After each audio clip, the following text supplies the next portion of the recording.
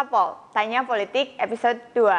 Dalam episode kali ini, kita akan membahas tentang masyarakat ekonomi bersama dengan Mas Wawan, salah satu dosen politik dan pemerintahan. Halo Mas Wawan, Halo, bagaimana Esti, kabarnya? kabarnya? Sehat Mas? Syukur. Iya, Mas, kalau kita melihat fenomena belakangan itu kan pemodal perannya semakin penting ya di politik pemerintahan gitu. Nah, mungkin bisa dijelaskan apa sih yang disebut dengan masyarakat ekonomi dan bagaimana posisi mereka di politik Indonesia? Menurutmu gimana, Hes? Wow, pertanyaan yang sangat sulit. Kalau itu tak bantu jawab. Iya, ya benar Mas. Yang pertama, bicara masyarakat ekonomi, ini kita bicara salah satu kekuatan yang saat ini sangat menguasai dunia perpolitikan, bukan hanya di Indonesia tapi juga di seluruh dunia. Ketika kita membicarakan masyarakat ekonomi, sesungguhnya kita membicarakan beberapa aspek ini, Hesti ya. Satu, kita membicarakan ekonomi sebagai arena. Kedua, kita membicarakan ekonomi sebagai sumber daya. Dan ketiga, kita membicarakan ekonomi sebagai aktor. Nah, tiga hal ini saya kira sangat penting dalam dunia perpolitikan kita, khususnya di Indonesia, karena kita tahu belakangan peran dari pelaku-pelaku ekonomi di dalam kontestasi kekuasaan ini semakin penting. Terakhir kemarin misalnya KPK, terlepas dari persoalan-persoalan yang dihadapi KPK sekarang ya, itu mengindikasikan sekitar 60-70% kandidat yang akan bertarung dalam pemilu kada tahun 2020 katanya sedang akan didukung oleh para cukong-cukong. Nah, ketika bicara cukong ini kan kita bicara masyarakat ekonomi sebagai aktor. Nah, kajian yang dibuat di Departemen Politik Pemerintahan oleh Mas Mada yang bekerja sama dengan Ed Aspinal dan teman-teman yang mengkaji tentang politik uang juga menunjukkan rupanya ini peran dari aktor ekonomi luar biasa besar dalam menentukan perpolitikan kita. Ini baru satu aspek loh ya, masyarakat ekonomi sebagai aktor. Nah, sebagai arena kita tahu bahwa banyak sekali kebijakan-kebijakan politik, kebijakan pemerintahan yang sesungguhnya sangat ditentukan oleh bagaimana aspek-aspek ekonomi ini diatur. Ya, belakangan kita rame soal undang-undang Omnibus Law itu ya, terkait dengan undang-undang cipta kerja atau apa. Itu kan bicara tentang bagaimana pengaturan ekonomi kan. Kita bicara undang-undang sumber daya alam yang rame beberapa waktu yang lalu juga bicara ekonomi. Kebijakan-kebijakan yang lain juga seperti itu. Intinya hal yang berhubungan dengan ekonomi ini mendrive atau menentukan banyak sekali cara kita mengelola kebijakan. Nah, itu ekonomi sebagai ini arena, ini menjadi arena bagaimana kebijakan publik itu kemudian dikelola. Nah, yang ketiga tadi, mengapa ini penting? Ya, dalam konteks resource ya, sumber daya, ekonomi sebagai sumber daya. Nah, ini salah satu kajian kita di Departemen Politik Pemerintahan yang digawangi oleh teman-teman yang tergabung dalam resource governance ya. Itu kan menjadi gambaran ya bagaimana ekonomi sebagai resource atau sumber daya sebagai resource ini menjadi sesuatu yang sangat penting untuk diperhatikan, dan itu terkait dengan bagaimana nantinya penguasaan distribusi ekonomi itu bekerja. Nah, ini intinya mengapa kajian atas masyarakat ekonomi menjadi sangat penting di dalam politik, karena ya ekonomilah yang menggerakkan banyak hal, mulai dari tadi aktornya, kemudian ini menjadi arena kebijakan, dan tentu menjadi aspek resource. Dan apalagi politik kita sekarang kalau kita lihat semakin dikuasai oleh orang-orang kaya. Nah, itu menunjukkan. Jadi kalau Hesti belum kaya ya jangan main-main masuk ke politik lah. Susah nanti kan. Bener Mas. Nah, itu kan mungkin ada beberapa yang bilang kalau mau nyalon paling enggak harus dari pengusaha biar punya modal, gitu ya Mas ya. Nah, atau kalau mau nyalon, kalau kamu nggak punya modal harus mencari dukungan dari pemodal. Oh ya, nah, itulah mengapa menjadi sangat penting. Oke, Mas, tadi kan Mas Wawan sudah menjelaskan masyarakat ekonomi sebagai resource, arena dan aktor ya. Nah, tapi ada nggak ciri khas lain yang membedakan masyarakat ekonomi dengan masyarakat yang lain? Masyarakat ekonomi, terutama sebagai aktor ya, ini kan mereka aktor yang sangat otonom ya. Mereka aktor yang sangat independen. Mengapa mereka menjadi aktor yang sangat otonom, menjadi aktor yang sangat independen? Ya karena mereka punya uang, mereka punya kapital. Seorang pengusaha itu bisa dengan bebas memindahkan kekayaannya dari satu tempat ke tempat lain. Itu yang ditakutkan oleh pemerintah sekarang misalkan dalam masa pandemi itu larinya modal ke luar negeri misalnya, atau kalau politik dalam situasi krisis yang ditakutkan pemerintah selalu ini nanti investor akan kabur ke luar negeri. Ini kan menunjukkan ada independensi ya dari aktor ekonomi dengan uang, dengan modal yang mereka miliki, mereka bisa memindahkan kemanapun tanpa bisa ditahan oleh negara. Itu satu yang membedakan.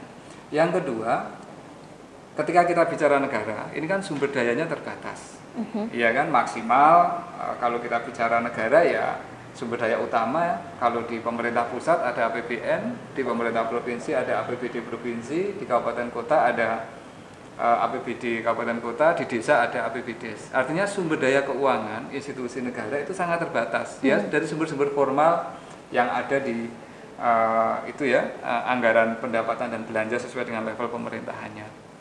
Masyarakat ekonomi sebaliknya sumber dayanya bisa tidak terbatas, ya kan? Kalau Hesti misalnya atau teman-teman di sini punya warung makan kayak gitu, pendapatannya bisa tidak terbatas. Sejauh itu rame maka pendapatan akan mengalir terus dan bisa luar biasa besar kan, ya kan? Semakin rame maka akan semakin banyak. Artinya mereka dikaruniai dengan kemungkinan untuk melakukan akumulasi sumber daya yang unlimited kayak gitu. Itulah yang kemudian membuat masyarakat ekonomi ini menjadi sangat penting. Itu ciri yang kedua ya. Ciri yang ketiga dari masyarakat ekonomi yang membedakan dari yang lain, karena tadi otonom, kemudian punya resource yang tidak terbatas, mereka bisa menjadi agenda setter yang luar biasa kuat. Mereka bisa menciptakan agenda sesuai dengan keinginan dan kepentingannya. Dalam perdebatan perundang-undangan di Indonesia beberapa tahun yang lalu misalnya, rame mengatakan beberapa perundang-undangan pokok yang terkait dengan pengaturan sumber daya itu ternyata diset atau ditentukan oleh aktor-aktor ekonomi tertentu.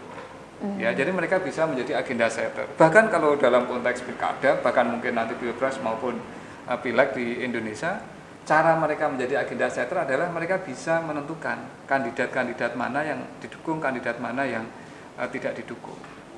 Dan mereka bisa mempengaruhi itu.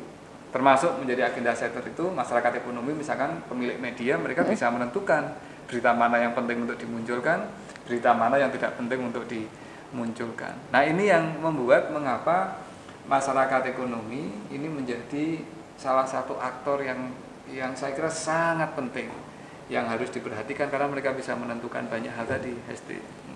Wow, oke. Menarik ya Mas. Itulah mungkin sebabnya kenapa masyarakat ekonomi itu sangat lekat dengan kajian kekuasaan yang ada. Betul. Gitu. Nah Mas, ke pertanyaan selanjutnya, setelah kita mengetahui karakter apa dan juga ciri-cirinya, lantas bagaimana sih kita bisa menganalisis masyarakat ekonomi itu dalam kajian politik kekuasaan sendiri? Ya, ini salah satu aspek penting dalam kajian politik. Ini kan kajian-kajian yang memang berkaitan dengan bagaimana peran ekonomi dalam politik. Ya, beberapa pendekatan mereka sebut sebagai pendekatan ekonomi politik ya, sebuah pendekatan yang mencoba menjelaskan struktur dan relasi kekuasaan dengan melihat pentingnya aktor-aktor ekonomi yang membuat kekuasaan itu bekerja ya. Pak Muhtar Mas'ud misalnya, salah satu dosen di Visipol UGM, salah satu buku beliau yang klasik itu kan bicara tentang struktur ekonomi dan politik Orde Baru ya. Buku yang saya kira menjelaskan atau membantu kita untuk merumuskan satu pendekatan sangat penting bagaimana ekonomi itu telah membentuk ya struktur dan dinamika kekuasaan di Indonesia. Ini artinya sebuah pendekatan yang saya kira sangat penting ya, bagaimana peran ekonomi dalam politik.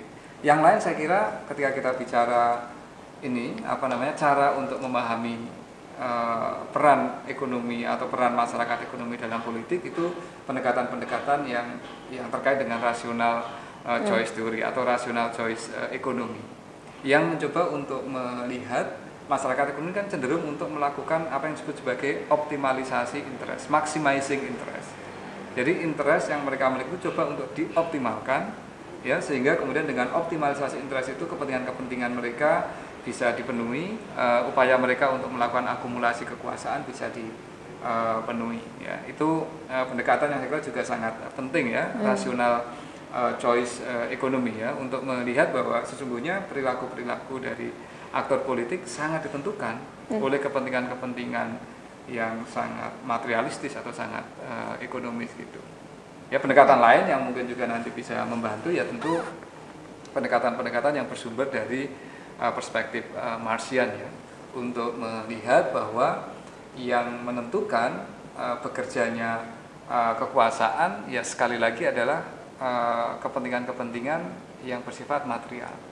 Ya, bahwa siapa yang kita sebut sebagai struktur kelas penguasa atau aktor penguasa dalam masyarakat adalah aktor-aktor yang memiliki kontrol atas kapital, kontrol atas modal. Ya, kalau dalam perspektif klasik, ya pemilik modal itu adalah pemilik usaha atau pengusaha, dan dengan kekuatan modal yang mereka miliki, kekuatan teknologi yang mereka miliki, kemudian mereka bisa menentukan kelompok masyarakat yang lain, buruh dan lain sebagainya.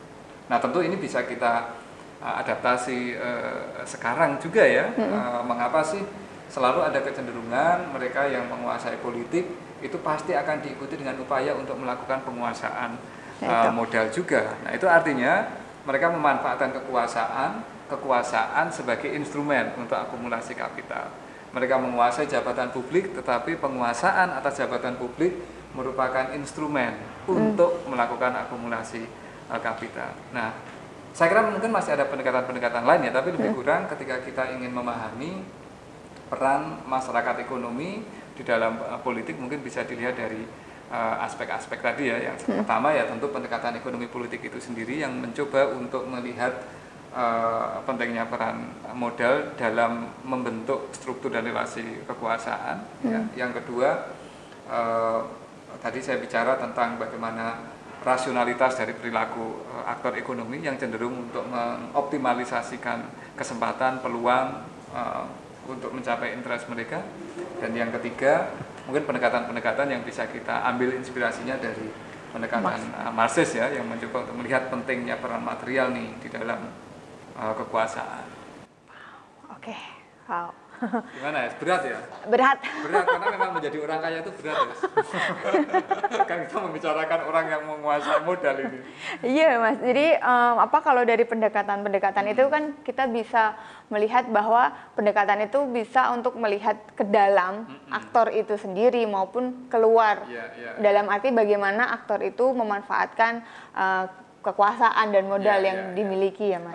Sebentar, dari sisi yang lain kita juga melihat bahwa munculnya perlawanan-perlawanan sosial yang ada di masyarakat, protes-protes sosial yang ada di masyarakat itu juga dimotivasi, ya, didorong oleh upaya untuk juga ikut mengontrol sumber daya yang itu dikuasai oleh orang lain. Sebagai contoh, gerakan masyarakat yang mencoba memastikan agar pengelolaan sumber daya ini berada di tangan mereka ya. Kasus penolakan pabrik semen ya yang di Jepara, di Pati, dari tempatmu tuh itu.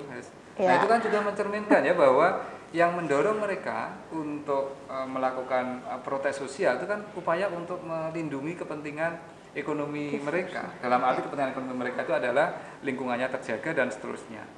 Upaya yang dilakukan oleh komunitas masyarakat Dayak misalkan di Kalimantan itu kan juga sama. Jadi kepentingannya adalah kepentingan ekonomi. Jadi gerakan sosial yang muncul di masyarakat pun banyak muncul karena faktor-faktor itu. Upaya-upaya untuk mempertahankan kepemilikan tanah di beberapa tempat ya, di Jawa saya kira banyak kasus kemarin bandara apa namanya NIA. internasional NIA. Iya. Jakarta itu kan juga menunjukkan bahwa yang mendorong masyarakat untuk mempertahankan wilayahnya kan karena merasa insecure, ekonomi mereka akan hilang ya, kapasitas ekonomi mereka akan hilang ketika tanahnya harus diganti dengan tempat yang lain. Artinya apa? Baik itu dari sisi elit tadi maupun dari sisi masyarakat ya, dari sisi akar rumput menunjukkan bahwa yang memotivasi munculnya kontestasi politik lah ya, yang memicu terjadinya apa yang disebut sebagai political contention itu dalam banyak adalah kepentingan-kepentingan material, bukan semata-mata ingin melawan atau identitas tertentu, tetapi ada kepentingan-kepentingan ekonomi di balik itu semua. Bahkan ketika narasi atau diskursus identitas kayak agama itu dipakai, itu kan sebenarnya bisa jadi merupakan bungkus atas sebuah kepentingan ekonomi yang lebih dalam. Jadi ini dua sisi ya, jadi bukan hanya sekedar melihat bagaimana aktor politik dan elit mencoba untuk memperdalam kekuasaannya, tetapi ketika ada perlawanan balik dari masyarakat pun juga bisa dilihat. Ada dua arah ya, ada dua arah dalam kerangka kepentingan ekonomi juga. Ya, biar saya kelihatan membela masyarakat bawah juga lah. Ya enggak, berarti kan memang ada pendekatan lain yang melihat masyarakat ekonomi itu bukan cuma elit, tapi juga akar rumput yang punya kepentingan bisa. Ekonomi juga. Itu memenangkan tender ya karena mereka anaknya atau punya kedekatan dengan Menteri A, punya kedekatan dengan Presiden dan seterusnya. Iya kan? Bisa menguasai pasar sengkeh misalnya karena kebetulan anak Presiden.